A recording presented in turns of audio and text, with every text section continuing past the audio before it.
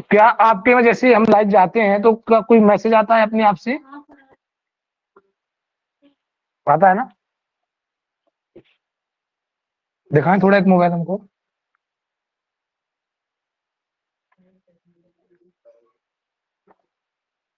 Direct data हमारे सामने खोला, दिखाओ यार कैसे मैसेज आता है, थोड़ा देखें। ऐसे नहीं आता है। उसको खोले टीचर, लाओ लाओ दिखाओ। उसको खोलो, उसको ऐप को खोलो।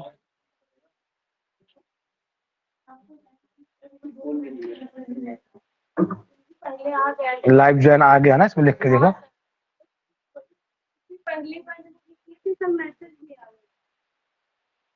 बहुत सही सोच। चलिए अब कर देंगे उसके लिए।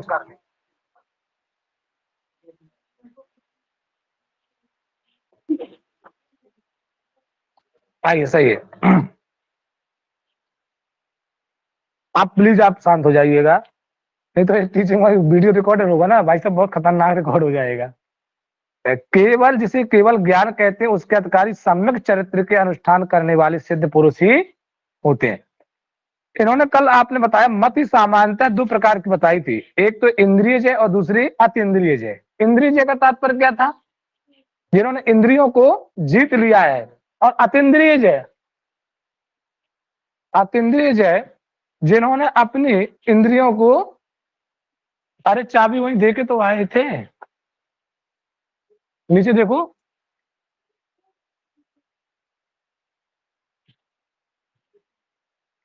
ऐसे बार बार आएंगे ये सब। चाबी हम लेके कहाँ आए? चुन्नू के हम पैसा दिए, पता है? ये जो 20-20 के लिए ना बेटी, चुन्नू के पैसा भाई। हाँ, ये चुन्नू के पैसे हैं। कह रहा भैया कोई 20 मांगे ना तो ये पर्ची किसकी है भैया? हमसे कह रहा है आओ आप तो आपका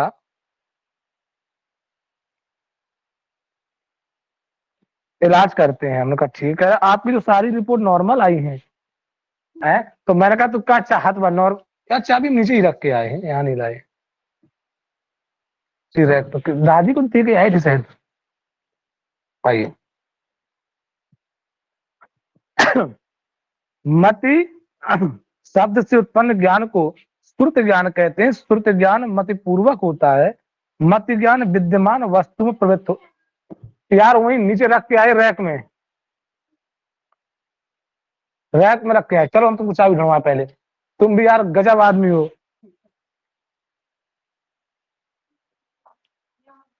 है? अरे अरे हमको पता चल जाता कौन दे दिया।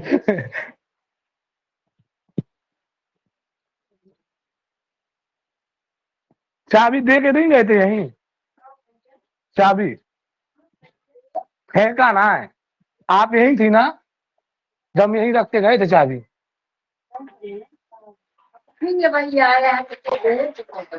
चुन्नू दिया है ना?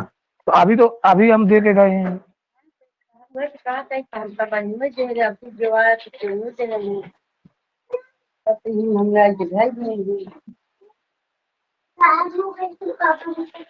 पापा तो बहुत गुस्सा करेंगे।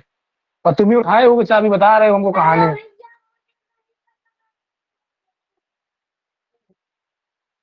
चुन्नू क्या करें? वहीं देखो चाबी, ठीक है?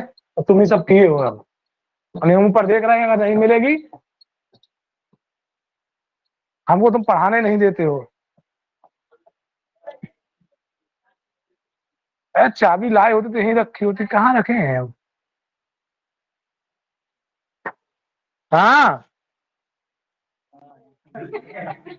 यार लड़का परेशान कर देता हमको। ये चाबी यही उठा के लेके गया था वहीं नीचे ही।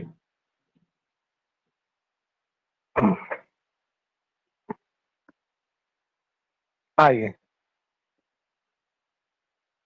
मति ज्ञान में शब्द उल्लेख नहीं। अरे शब्द से उत्पन्न ज्ञान को क्या कहते हैं? श्रुत। श्रुत माने होता है वेद। और वास्तव में बुद्धि, बुद्धि से उत्पन्न क्या होता है? अहंकार। जब व्यक्ति बुद्धि से क्या उत्पन्न होता है? अहंकार। मैं एक चीज और आपको बता दूं कि अहंकार का नहीं, जैन दर्शन भी यही कहता है कि जब हमारे पास ज्ञान प्राप्त होता है तो साथ में अहंकार भी उत्पन्न हो जाता है। ज्ञान के साथ क्या उत्पन्न हो जाता है? अहंकार। तो जब तक व्यक्ति के पास बुद्धि है, अहंकार साथ में उत्पन्न होगा। लेकिन आगे चल के जब उसको मोक्ष कैसे प्राप्त होता है? जब इंद्रियों के द्वारा, क्योंकि सिर्फ अहंकार से क्या उत्पन्न होता है? इंद्रियां। तो इंद्रियों में पहले कौन? आपकी देखो, बुद्धि, ज्ञान इंद्रिया, कर्म इंद्रिया और मन और पंच तन मात्राएं ये उत्पन्न होती है कि नहीं होती है? जब ये सारी इंद्रियां अपना कार्य करती हैं तब इन इंद्रियों से पंच महाभूतों की उत्पत्ति होती है।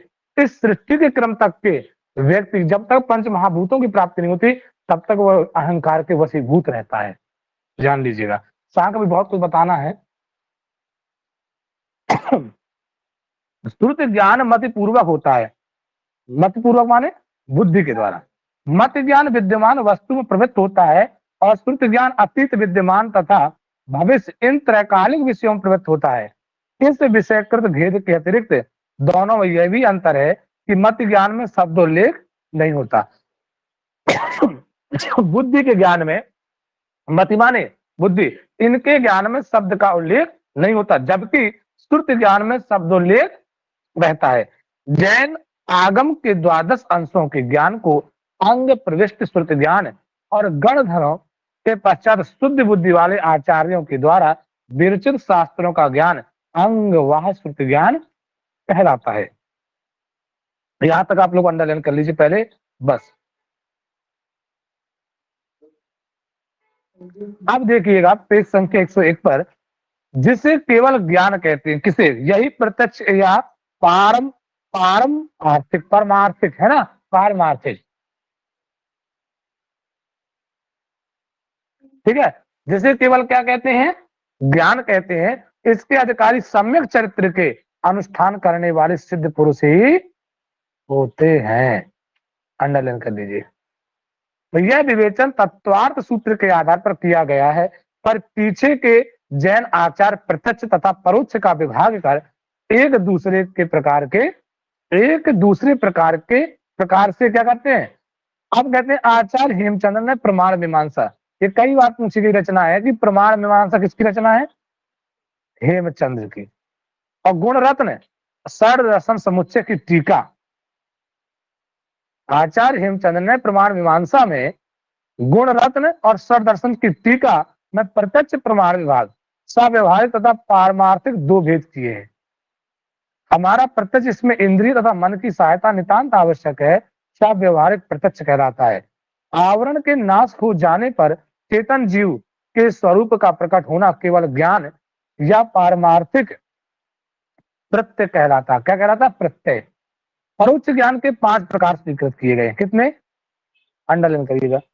स्मृति, प्रतिविज्ञा, तर्क,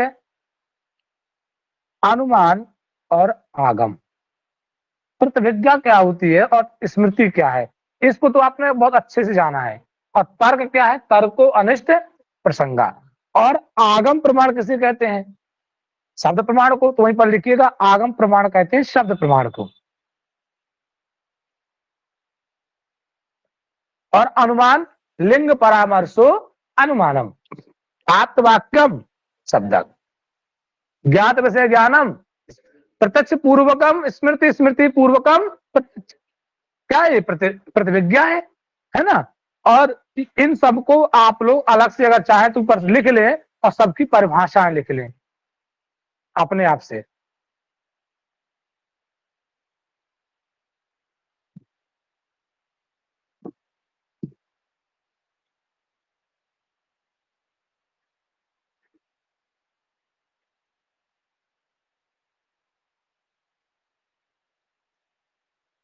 आगे आगे सामान्य रीति से कहा जा सकता है कि जैन न्याय प्रत्यक्ष, अनुमान और आगम इन 3 प्रमाणों को ही स्वीकार करता है।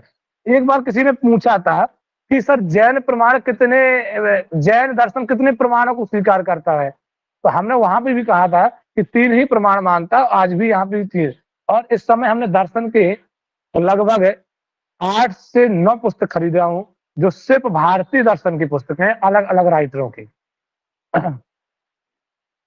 पर जैन आचार्यों ने बड़ी प्रबल युक्तियों के द्वारा प्रत्यक्ष की सत्ता सर्वमान्य अनुमान चारवाक को अस्वीकृत है, पर जैन जैन आचार्यों ने बड़ी प्रबल युक्तियों के आधार पर लोक व्यवहार के लिए अनुमान की प्रामाणिकता मानी है। जैन आगम के प्रतिपादित सत्य जैन दर्शन की मूलभूति है, पर जैन लोग ब्राह्मण शास्त्र, श्रुति तथा स्मृति की प्रामाणिकता को अनेक दोषों के विद्यमान होने से मानने के लिए तैयार नहीं है। लेकिन एक विडंबना, सबसे बड़ी समस्या ये है कि ये लोग वेदों की बात तो मान रहे हैं, वेदों को नहीं मान रहे हैं। भाई साहब, ये जो आप कह रहे हैं प्रत्यक्ष प्रमाण, आगम प्रमाण, तो भाई ये प्रमाण है कहां से लिए गए हैं? ये इनकी शुरुआत कहां से मिलती है? इनकी शुरुआत शब्द किसे कहा गया? आर्तवाक्यम शब्द, अर्थात जो कही गई। और श्रुति, श्रुति माने क्या है? वेद है। एक दूसरे के सुनने की परंपरा जैन दर्शन ही कहता जरूर है कि मैं उपनिषदों को नहीं मानता हूँ, ये कहानी सब जो, लेकिन मानता सब उसी को है, लेकिन अपने ढंग से मानता है। कहने का इसका तरीका अलग है, अपना लहजा अलग है।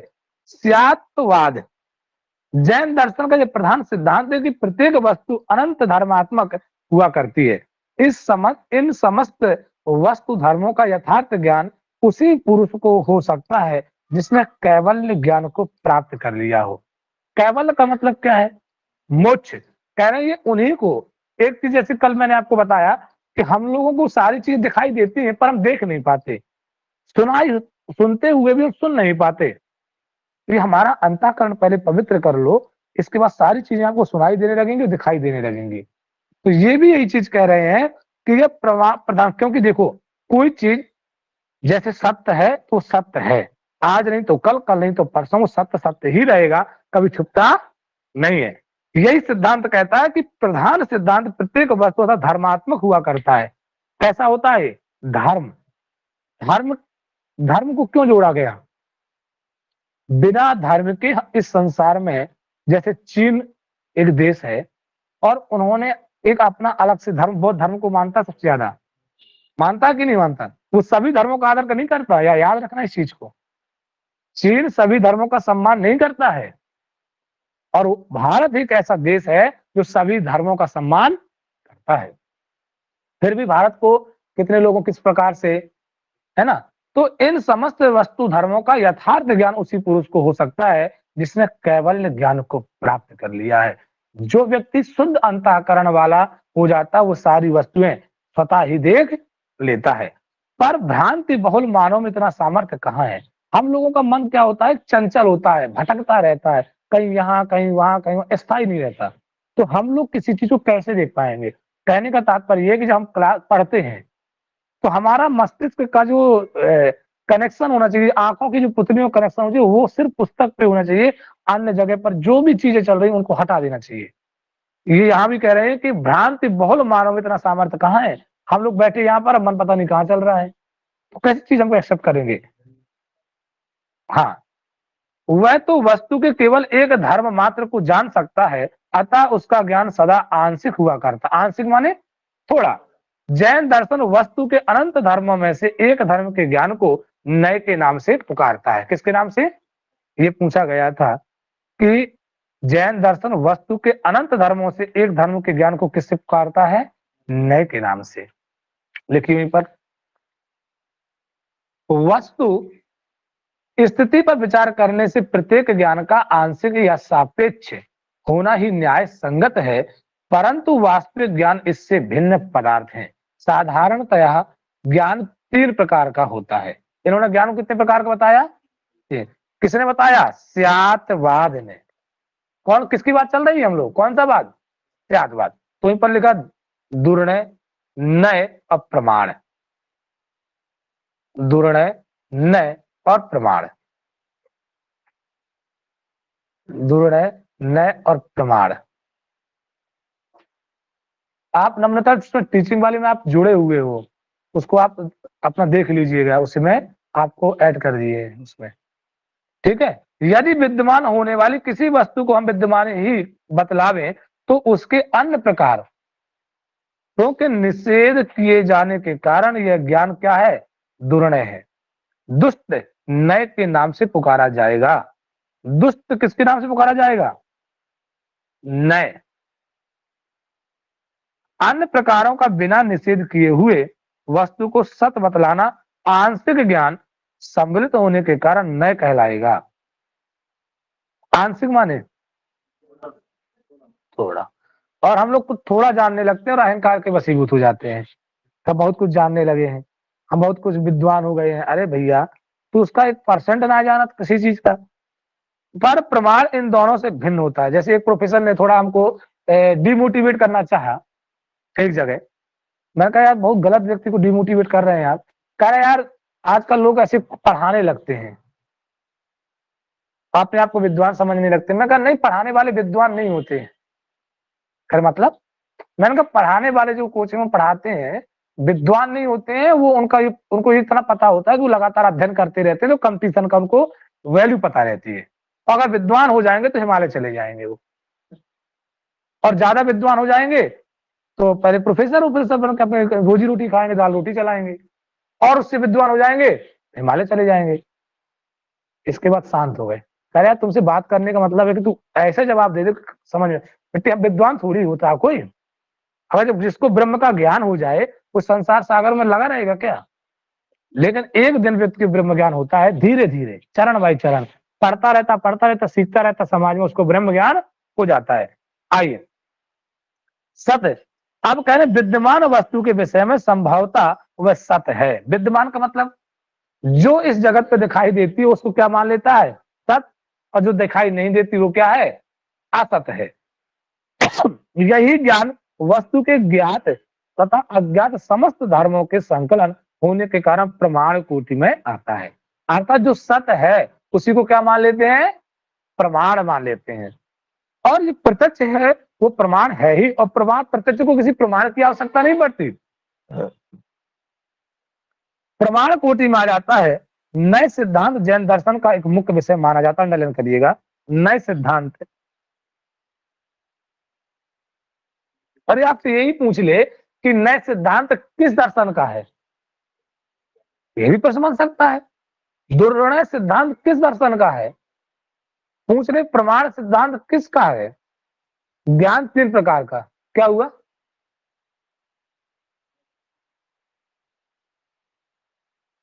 तो यही सब चीजें, इसको एक बार पूरा धीमी गति से हम लोग पढ़ लेंगे दर्शन ये, क्योंकि इस दर्शन को आप लोग नहीं पढ़े होंगे। इसलिए हमने आपको कहा कि ऑफलाइन आ जाइए आप लोग। इससे ये फायदा रहेगा कि जो भी जिज्ञासा है, देखिए अगर आप जाएंगे तो वैसे सिलेबस मैंने आपको ज्यादा फोटो कॉपी करा के इसलिए दे दिया है कि भविष्य में अगर कभी आपको न्याय पढ़ना तो इससे न्याय भी आप देख लीजिएगा। लेकिन जितनी फोटो स्टेट दी है आपको ना, इसको सबको पढ़ना है आपको। जब फुर्सत मिले रूम पे ना, आप पूरा पढ़ लीजिए। और मैं आपको इतना विश्वास दिलाता हूं कि ये आपके लिए उपयोगी रहेगा। जीआईसी में 2 है, जैन। हाँ, क्यों? क्योंकि जो और चीजें हैं, कई चीजें आपको मिल जाएंगी, उसको आप डायरी में नोट कर लीजिएगा। ठीक, अब आगे देखिए। अब ये कह रहे हैं कि नए सिद्धांत जैन दर्शन का मुख्य विषय माना जाता है। किसी विषय का सापेक्ष निरूपण नयवाद के नाम से पुकारा जाता है। इस नयवाद का विवेचन जैन ग्रंथों में बड़े विस्तार के साथ बड़ी सूक्ष्म दृष्टि से किया गया उपलब्ध होता है। सूक्त संख्या कितना? 1, 34, 35। वस्तु के अनंत धर्मात्मक होने से उसके प्रत्येक विषय के निरूपण करने से नयों की संख्या भी कितनी हो गई है? अनंत है। परंतु विवेक दृष्टि से उसके सामान्यता 2 भेद स्वीकृत किए जाते हैं। एक द्रव्यार्थिक और नय, और दूसरा पारयार्थिक नय। दोनों अंडरलाइन करिएगा।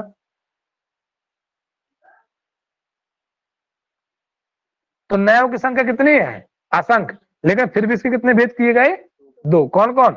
द्रव्यार्थिक और पर्यार्थिक। पर्याय प्लस आर्थिक नय। किसी वस्तु के 2 धर्म कैसे हो सकते हैं?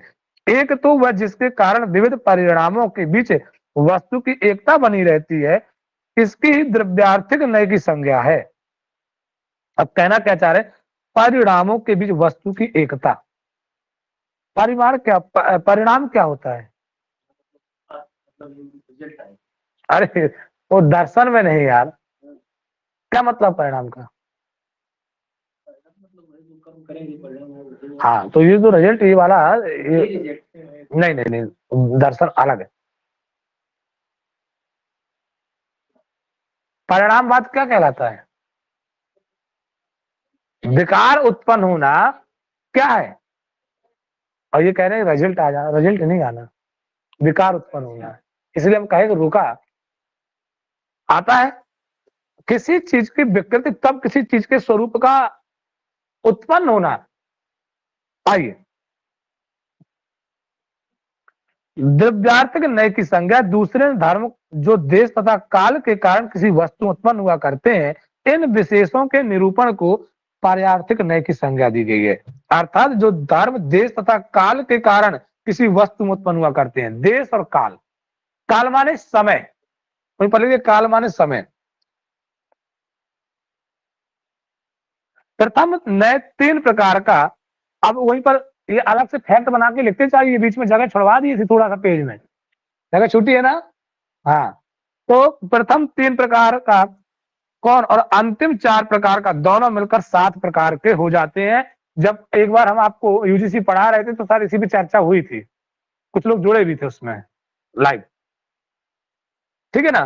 तो अब ये नए कितने प्रकार के हो जाते हैं? 7। प्रथम कितने प्रकार के? अर्थात प्रथम कहने का तात्पर्य द्रव्यार्थिक कितने प्रकार का, और पर्याय आर्थिक 4 प्रकार का। अब नैगम, देखिए नैगम नय, संग्रह नय, व्यवहार नय, ऋतु नय, शब्द नय, समझ रूढ़ नय और एवं भूत नय, इसके नामों में समानता होने पर भी भिन्न भिन्न ग्रंथों में इसके स्वरूप के विषय में विशेष मतभेद दिख पड़ता है। आंशिक ज्ञान के कारण, आंशिक माने थोड़े से ज्ञान के कारण ही जगत में पारस्परिक कलह दिखलाई पड़ता है, पड़ रहा है। हम लोग थोड़ा ज्ञानी बन जाए ना तो लड़ाई झगड़ा खत्म हो जाए। उसने हमको कुछ कह दिया, उसने हमको ऐसा बात कह दी, हमारे हृदय में लग गई, अरे छोड़ो यार, जाने दो। आप अपने टारगेट को फिक्स करिए, जो जीवन का आपका लक्ष्य है। जिसने कुछ कहा छोड़ो, आपको कोई डिमोटिवेट नहीं कर सकता जब तक आप खुद ना चाहें। आपको कोई नहीं गिरा सकता जब तक आप खुद ना चाहें गिरना। लेकिन हमारे अंदर क्या होता है, विकृतियां उत्पन्न होती हैं और विकृतियों से हम वशीभूत हो जाते हैं। तो कह रहे हैं आंशिक ज्ञान, आंशिक माने थोड़ा सा ज्ञान, आंशिक ज्ञान के कारण ही जगत में पारस्परिक कलह दिखलाई पड़ता है। प्रत्येक दर्शन इस विचित्र नानात्मक विश्व में विवेचन करने से व्यस्त है। अंडरलाइन करिएगा। पर वह किसी एक अंश को ही लेकर उहापोह में लगा रहता है। उहापोह माने तर्क वितर्क में। और आपको बता दें, इसी तर्क वितर्क में अच्छे बुरे के चक्कर में लोग इतने ज्यादा एक्सपीरियंस कर लेते हैं, इतने लोग प्रयोग करना जानते हैं जीवन में, प्रयोग करने के चक्कर में पूरा जिंदगी तहस नहस कर लेते हैं। जैसे कुछ लोग इतना प्रयोग करते हैं कि ये सही नहीं तो ये इसमें प्रयोग कर लो, इसमें नहीं तो इसमें कर लो, इसमें नहीं तो इसमें, मतलब जीवन में प्रयोग ही करते रहते हैं वो। और उनका जीवन उन्हीं प्रयोगों में क्या हो जाता है, समाप्त हो जाता है। हेलो, आपको उसमें ऐड कर लिया, आप डायरेक्ट उसमें जाइएगा ऐप में, तो आपकी क्लास चल रही है। आप उसमें जो टीचिंग वाले में ऐप में ना, उसमें देखिए लाइव क्लास चल रही है। मैंने आपको टीचमेंट में मैंने आपको जोड़ लिया है, तो आप उसमें जाकर डायरेक्ट क्लास ले लीजिएगा। और ये वीडियो रिकॉर्डेड भी रहेगा, तो आपको भविष्य में जब देखने का मन करे तो उसको भी देख, लेकिन लापरवाही ना करें कि अब इसमें रिकॉर्डेड है तो मतलब बाद में देख ले। तुरंत आइए, आप उसमें तुरंत जुड़िए। हम देख रहे हैं इसमें कितना, उसमें लाइव में देखिए, लाइव में जल रहा होगा तो उसमें लाइव में जाइए आप।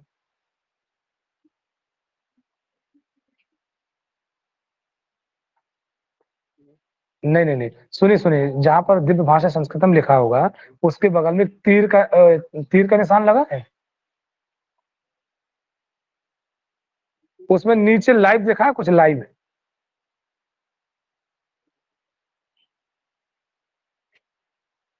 लाइव लिख रहा है, नीचे लाइव दिख रहा है कुछ।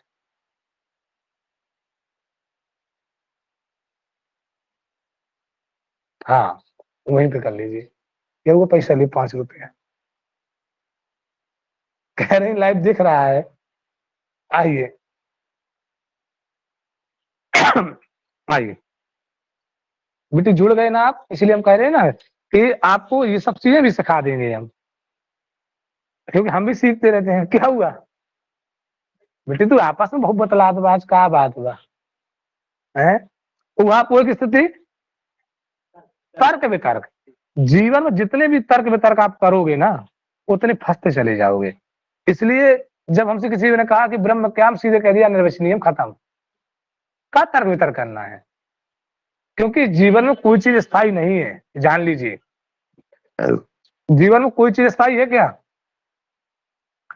पर वह किसी एक अंश को ही लेकर उहापोह में लगा रहता है।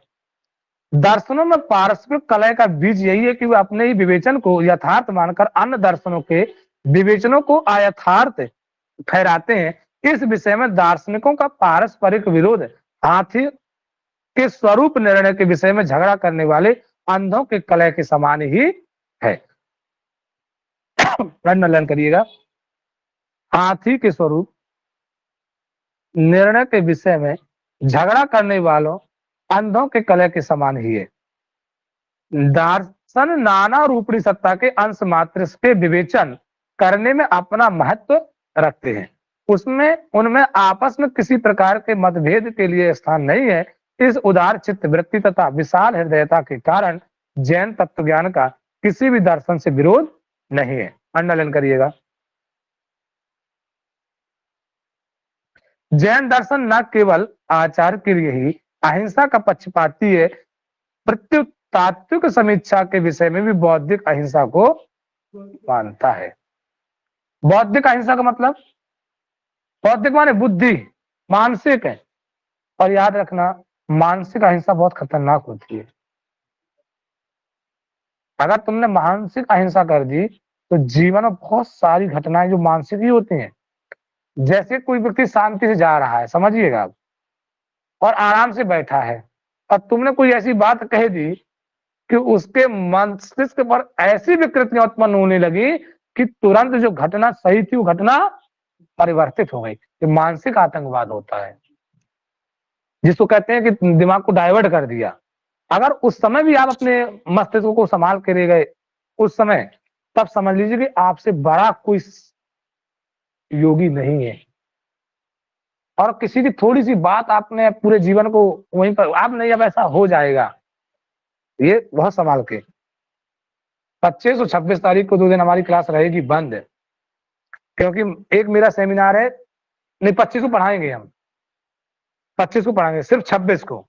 मैं 26 को कहाँ जाऊँ, और 27 को संभवतः 27 को भी। 26 को मेरा मध्य प्रदेश में सेमिनार है, मैं वहां ऑफलाइन जाना पड़ेगा, और 27 को मेरा प्रयागराज में सेमिनार है। तो मैं 2 दिन, लेकिन 25 को वहां पर, 26 को है तो, लेकिन मैं 25 को आपको पढ़ा के ही जाऊंगा। लेकिन वो क्लास में 3 बजे से नहीं ले पाऊंगा, इसलिए सुबह सुबह अगर देखेंगे तो क्लास को पूरा पढ़ा देंगे। क्योंकि मैं 25 को 3:20 पे मेरी ट्रेन है, 25 को निकलूंगा, रात्रि में पहुंचूंगा, 26 को सेमिनार अटेंड करूंगा, 26 की रात को वहां से बैठूंगा, 27 को यहाँ का सेमिनार अटेंड करूंगा, और मैं 28 से फिर आपकी क्लास शुरू कर दूंगा। 2 दिन की हम छुट्टी लेंगे आपसे। इसलिए कहते हैं ना, रुको ना थको, और अपने आप को चलते चले, चलते चलो, चलते चलो। जो लक्ष्य आपने, तो बौद्धिक अहिंसा, बहुत बौद्धिक अहिंसा समझ रहे हैं क्या है? क्या, आइए, जैन दर्शन के अनुसार प्रत्येक परामर्श के पहले उसे सीमित तथा सापेक्ष बनाने के विचार में स्यात्, अंडरलाइन करिए, बहुत बार पूछा गया है। स्यात् क्या है? विशेषण को जोड़ना अत्यंत आवश्यक है। स्यातवाद अभी आया था पीछे, स्यातवाद। आइए, स्यात् शब्द अस धातु के विधिलिंग के रूप का तिंग प्रतिरूप अव्यय माना जाता है। स्यात् क्या है? ये अव्यय। स्यात् मीन्स होता है हो, स्यात् का मतलब क्या होता है? हो। और घड़े के विषय में हमारा परामर्श स्यात् अस्ति कथम चित्त, यह विद्यमान है, इसी रूप में होना चाहिए। वर्तमान काल तथा देश के विचार करने से हम घट की सत्ता का अनुभव करते हैं। अब देखिएगा, ये थोड़ा सा क्या कहते हैं जैन दर्शन, और न्याय क्या कहता है। अच्छा ये बताइए, घट का जो निर्माण करा है या कारण है, तो न्याय क्या कहता है? घट का कारण क्या है? मृदा। और जैन क्या कहता है, घट का कारण कौन है? हाँ, कहाँ पढ़े हो? पढ़े हो क्या इसको? हाँ, जैन कहता है कि मृदा नहीं है, क्योंकि ये प्रत्यक्ष को मानता है। घट कैसे निर्माण कर लेगा, मृदा कैसे निर्माण कर लेगी? तो ये कहते हैं मनुष्य ने निर्माण किया है, तो कुम्हार ने निर्माण किया है, ना कि मिट्टी ने। तो कारण का मतलब क्या होता है? जिससे उत्पन्न, तो उत्पन्न कौन कर रहा है? कुम्हार। आगे देखिएगा, त्रैकालिक सत्य नहीं है, अपितु सापेक्षिक सत्य है। क्योंकि प्रत्येक देश में, प्रत्येक काल में, प्रत्येक दशा में तथा एतादृश अन्य प्रकार में घट की सत्ता का अनुभव हमें नहीं हो सकता। जैसे वो कह रहे हैं भूतलो घटो नास्ति, भूतलो घटो भावो नास्ति मतलब क्या होता है? अभाव है, इसका मतलब भाव था। अभाव है का मतलब क्या? भाव था, आज इसका भाव है। जैसे कह रहे हैं भैया वो बहुत अच्छा था, इसका मतलब तुम्हारे साथ पहले था, अब नहीं है। होता है कि नहीं होता? जीवन में भी देखिए, तो हर एक, जैसे हमसे मित्र बोला यार तुम्हारा मित्र बड़ा अच्छा था, मैंने कहा अब कहाँ गया? तब मतलब जैसे अब साथ में ना रहा तुमरे, मैं कहनी अभी भी हमारे साथ में है वो, तो अच्छा था नहीं, अच्छा है। लेकिन भूतलो घटो नास्ति, तो भूतल पर घट नहीं है, भूतल पर घट नहीं है, इसका मतलब ये नहीं कि घट की सत्ता नहीं है। सांख्य में अगर आप बताए चैत्र घर में नहीं है, पढ़े हो कि नहीं पढ़े बेटे? प्रियंका, तो चैत्र घर में नहीं है तो क्या मतलब हुआ? अन्यत्र कहीं गया हुआ है, इसका मतलब है, लेकिन अन्यत्र कहीं गया है, अब यहां नहीं है। उसका भाव नहीं है, भाव है।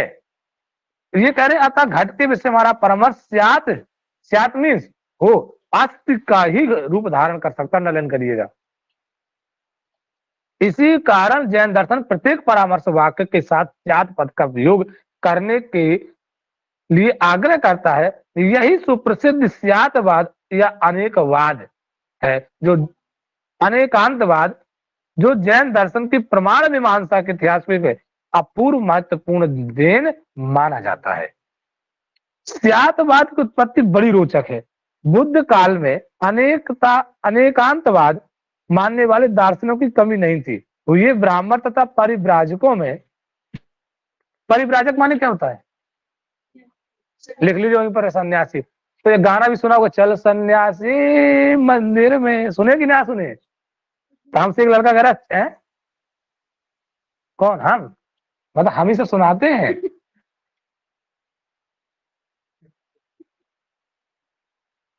हम तो पता ना, हमको पता ही ना चलता, हम कहाँ सुना देते हैं लाइव क्लास, हम डर लगता रहता बाद में। पता है? नहीं, भूत तो होते हैं भाई सब, देखो मैं आज फिर कह रहा हूँ कि भूत तो होते हैं। इस चीज से आप इग्नोर मत करिए कि भूत नहीं होते हैं, लेकिन भूत होते कहाँ? हमारे मस्तिष्क में। भूत दिखाई देता है, नहीं दिखाई देगा, लेकिन उसकी हम कल्पना कर लेते हैं, भूत दिखाई देने लगता है। ये दर्शन का बहुत बड़ा विषय है, मैं इस पर थोड़ा चर्चा करूंगा, एक मिनट। जैसे आपने कोई चीज की कल्पना की और वो आपको दिखाई देने लगा, इससे आप ये सोच सकते हैं कि जिस चीज को तुम चाहो तुमको दिखाई दे सकता है, जिसको तुम नहीं देख पा रहे उसको तुम, वो तुम देख पा रहे हो, और जिसको देखना चाहते उसको तुम नहीं देख पा रहे हो। इसका जो मस्तिष्क आपका एक्सेप्ट कर चुका है, वो दिख रहा है। तो आपको एक्सेप्ट क्या करना है? एक्सेप्ट क्या करना है? कोई चीज आप पढ़ते हैं तो उसको एक्सेप्ट करिए पहले। लेकिन हम लोग भूत को जल्दी एक्सेप्ट कर लेते हैं। बुरी चीज अच्छी, बुरी चीज के लिए कभी आपको बताना नहीं पड़ेगा। दारू और दूध, दारू की बोतल महंगी पड़ेगी, और जो कि शरीर के लिए हानिकारक होती है, और दूध की बोतल सस्ती पड़ेगी, जो कि शरीर के लिए लाभदायक होती है। फिर भी बताना नहीं पड़ता, लोग दारू अपने आप पीना प्रारंभ कर देते हैं। कोई कहता है कि तुम दारू पियो?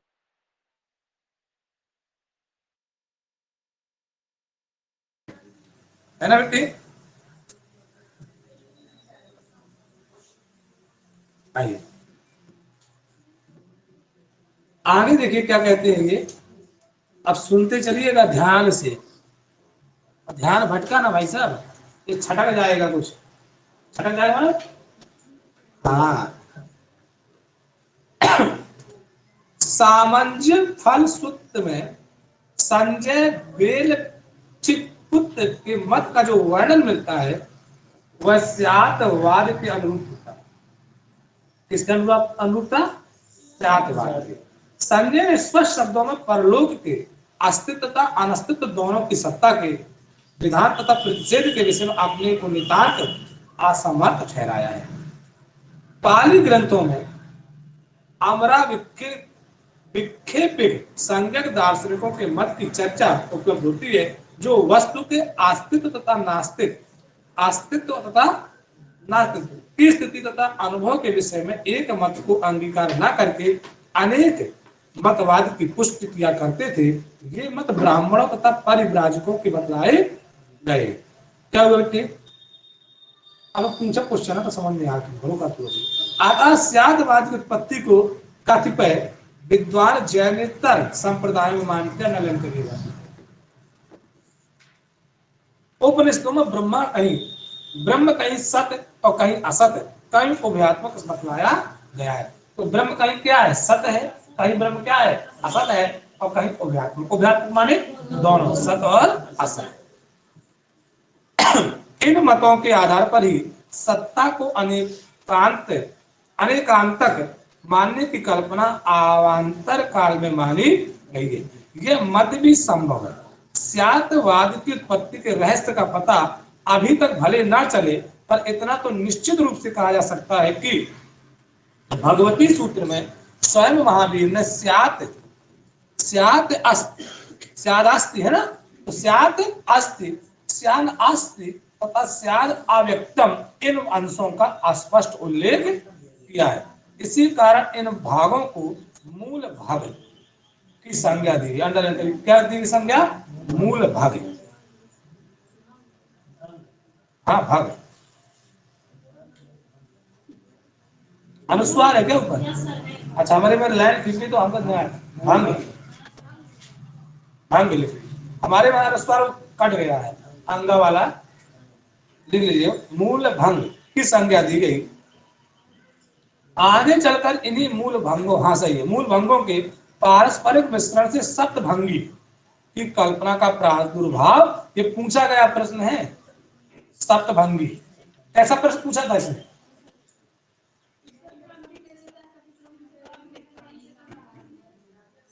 और सप्तभंगी में कौन कौन आते हैं?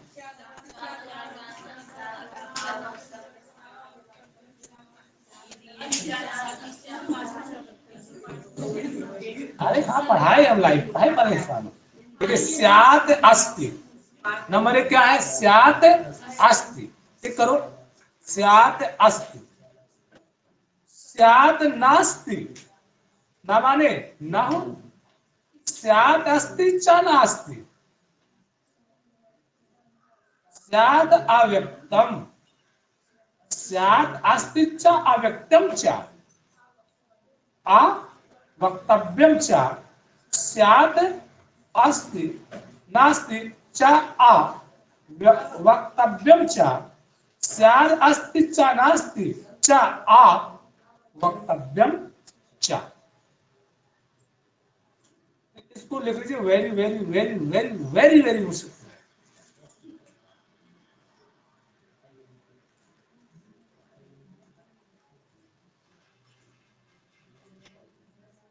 क्या हुआ? अब देखिएगा, सप्तभंगी न्याय देखिएगा, जहां पर हेडिंग पड़ी हुई सप्तभंगी न्याय का मतलब क्या होता है?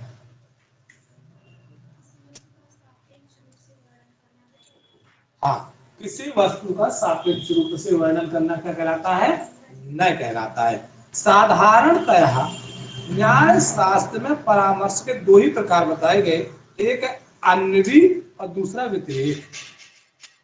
क्या बताया गया? एक अन्वयी और दूसरा व्यतिरेक। लिखिए पहले वहीं पर, परामर्श के दो प्रकार, ऊपर लिख लीजिए, परामर्श के दो प्रकार।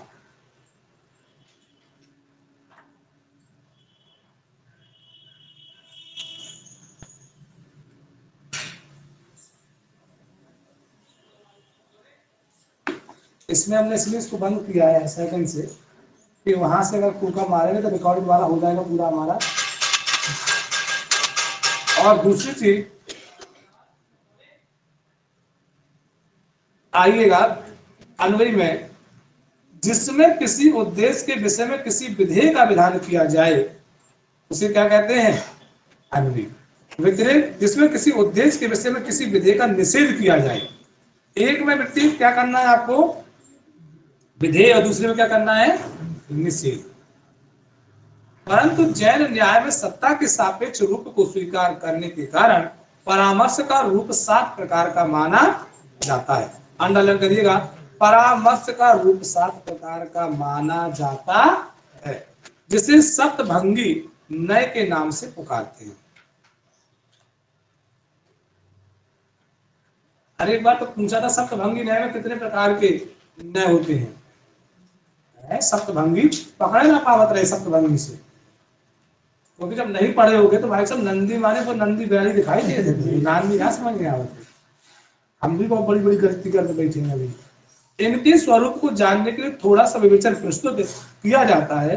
पहले वाक्य का अर्थ है कि कथचित, कथनचित कोई पदार्थ किसी धर्म विशेष के साथ संबंध है। जैसे स्यात् माने स्यात् घड़ा है, ये घड़ा हो, अर्थात इस समय एक विशेष प्रकार के स्थान में घर में एक विशेष रूप को रखने वाला घड़ा क्या है? विद्यमान है। अगर आपने देखा हो तो पहले जो घड़ा रखा जाता था तो एक दीवार पे इस प्रकार से एक दीवार होती थी, दीवार पे एक काट लेते थे थोड़ा सा, जिसको घिनौची वगैरह बोलते थे कहाँ में? गौखा। तुम यार देखो, कुछ लोग घिनौची भी बोलते थे कि नहीं? तो वही तो पानी रखने वाला बतावत है, तो हम बैठे बोले। अच्छा, इसके बाद क्या हुआ देखा बेटी, इसके बाद इस प्रकार से ऐसे बन गया।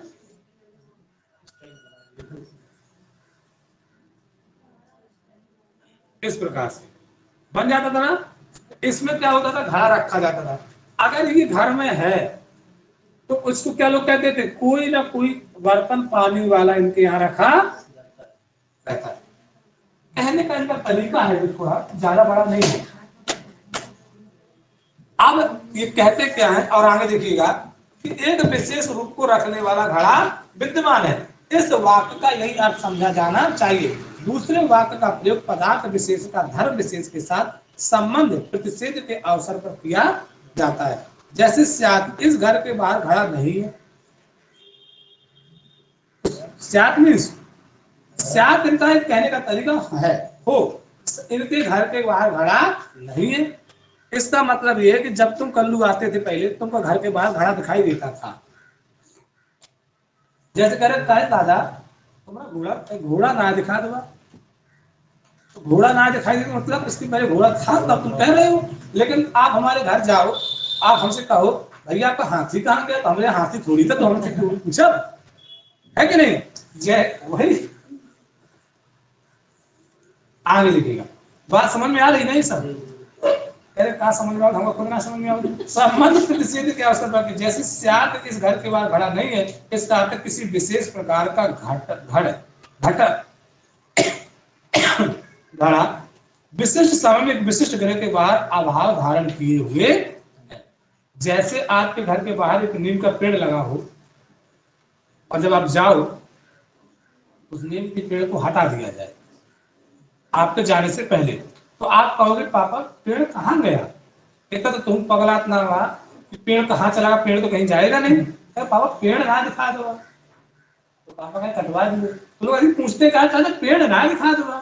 हमारे यहाँ एक बात आया एक व्यक्ति और हमसे बोले, तो हम बचपन से थोड़ा बोलने में तो उत्पाती रहे ही है। हमसे कह रहे हैं ये भैया तुम्हारा वो जो पेड़ लगा था पेड़ ना दिखा दूंगा, चला गया कहीं घूमने और लौट के आएगा। कह कैसी बात बोलते हैं आप? कैसी बोलते कहा? पेड़ कहाँ जा सकता है? क्या जा सकता है क्या? भाई साहब इसको कहीं जाएगा थोड़ी, और छोटा सा खाने भी चला जाएगा।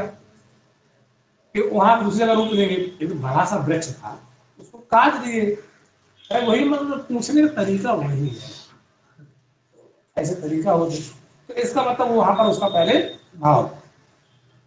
किसी वस्तु के सत्तात्मक या निषेधात्मक उभयविध स्वरूप से समृद्ध रूप से ज्ञान के विशेष पूर्व वाले दोनों परामर्शों को एकत्र करने से तीसरे प्रकार के परामर्श का उदय होता है, जिसे स्याद गृह अस्थिर होता है। अंडरलाइन करिए। गृहाद वहिर नास्ति बता, वहिर माने ये मत सुनने कि बहरा, बहिर और बहिना माने हैं, और बहिना माने बहन गया, बहन नहीं, बहनी होगा कि नहीं होगा, बहनी माने यत्र धूमा तत्र तत्र, क्या बोला पूजा, घर के भीतर घट विद्यमान है तथा गृह के बाहर ये अविद्यमान है। घट कहाँ पर विद्यमान है, घर के भीतर घट विद्यमान है और गृह के बाहर अविद्यमान है। इसका निर्देश तृतीय वाक्य में किया गया, कच्चा होने पर घटा काला है और पक जाने पर लाल बन जाता है। ध्यान दीजिएगा, इस सिद्धांत से लोगों ने किताब में लिखा कि अभी आप काले हो, आपको पकने में समय लगेगा, जब पकोगे तो तुम लाल हो जाओगे और लोग तुमसे भय खाने लगेंगे। आप देखिएगा जब घड़ा कच्चा हो आपके सिर में मार दिया जाए तो घड़ा में तुरंत टूट जाए, कोई फर्क नहीं पड़ेगा। लेकिन घड़ा पक जाए भाई से, तुम्हारे सिर में मार दिया जाएगा तो घड़ा के साथ साथ तुम्हारा सिर फट जाएगा, लाल लाल निकलेगा, तो मजबूत भी हो जाता है, उसके अंदर धारण करने की क्षमता भी हो जाती है। जब आप अंदर से मजबूत होते हो घड़े की तरह, तो आप सब कुछ धारण कर लेते हो, सुख दुख सर्दी गर्मी, जाके पहले गर्मी के सर्दी के धारण कर लेते हो, है ना। तो जब घड़े को पका देते हो तो उसमें दूध भर लो, दही भर लो, पानी डाल दो। कच्चे घड़े में पानी भर कर देख लिया सुबह तक मेरे तुम खा एक घड़ा तो वो भी है ना, घट तो वो भी है, पका नहीं है। तो एक लड़के ने कहा हमसे, कहा गुरु जी बड़ा कष्ट में है। क्यों? तो कल वाली कहानी जो बताए थे, तो बताया हमसे, मैं कहा अभी तुम कच्चे घड़े हो, पक जाओ पहले, सारा जीवन का अनुभव आ जाएगा। अभी तुम मम्मी पापा के पैसा में पल रहे हो, अभी तुमको सुख दुख सब समझ में आते हैं।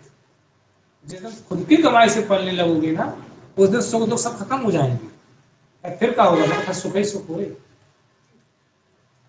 जीवन में सही बता रहे, जो लोग कहते हैं कि शौक अपने माँ बाप के उसमें पैसे में करते हैं, और हम कहते हैं शौक अपने पैसे से करना चाहिए, माँ बाप के पैसे से नहीं करना चाहिए, है?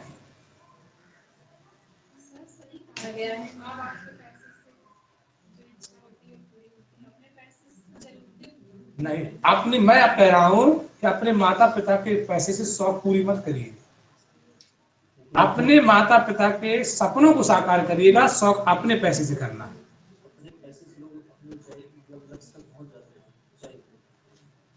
जिस दिन तुम ये ध्येय बना लोगे ना, उस दिन वो खूब पंडुपा स्थिति से बाहर निकल आओगे। पापा हमको 15,000 का मोबाइल चाहिए, तू अपने पैसे से तो 20,000 खरीदा ना। आपको जितना कम सुविधा में काम कर सको, उतने कम सुविधा में आप अपने माता पिता के पैसों से कर लीजिए। शौक करना तो अपनी दम पे करना, और अपने माँ बाप को भी शौक कराना।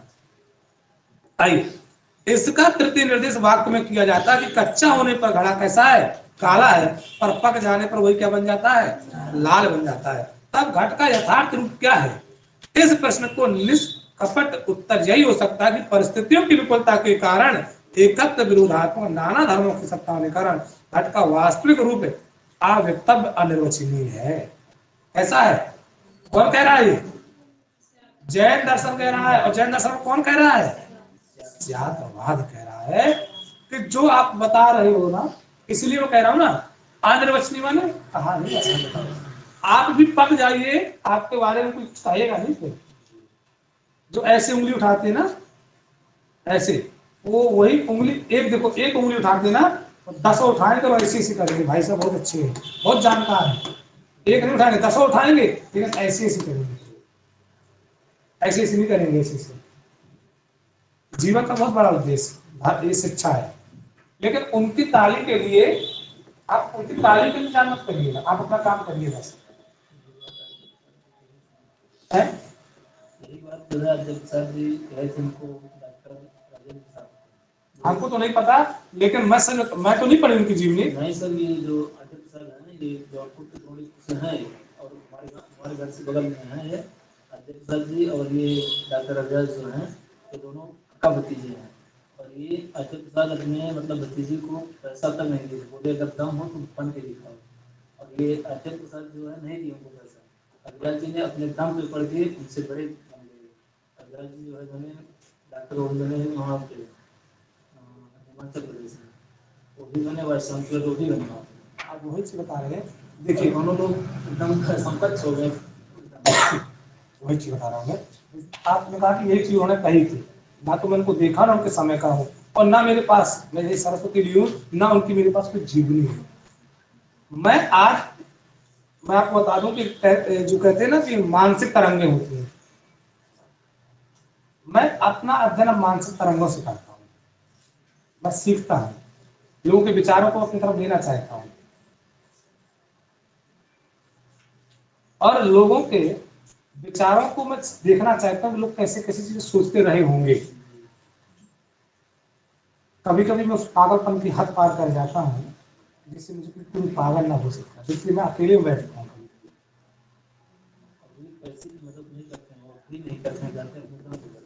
मेरे बड़े पापा ने चीज कही थी जो बहुत अच्छी लगी थी, अब नहीं बताएंगे क्योंकि ये सब रिकॉर्डेड हो रहा है, आइएगा बताएंगे, समय आएगा।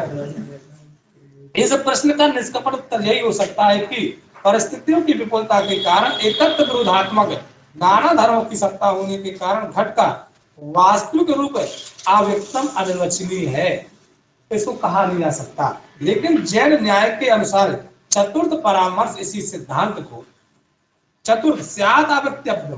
चतुर्थ परामर्श क्या कहता है कि प्रतिपादित करता है कि अंतिम 3 परामर्शों की उत्पत्ति पूर्व निर्दिष्ट 4 विचार बिंदुओं के सम्मिश्रण से होती है।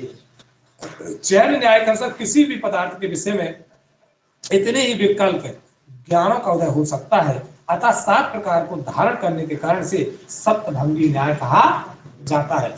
आज की इस क्लास को मैं 1 घंटे की रिकॉर्डेड जो क्लास थी, तो इसको मैं यही समाप्त। अगला टॉपिक हमारा होगा जैन तत्व समीक्षा।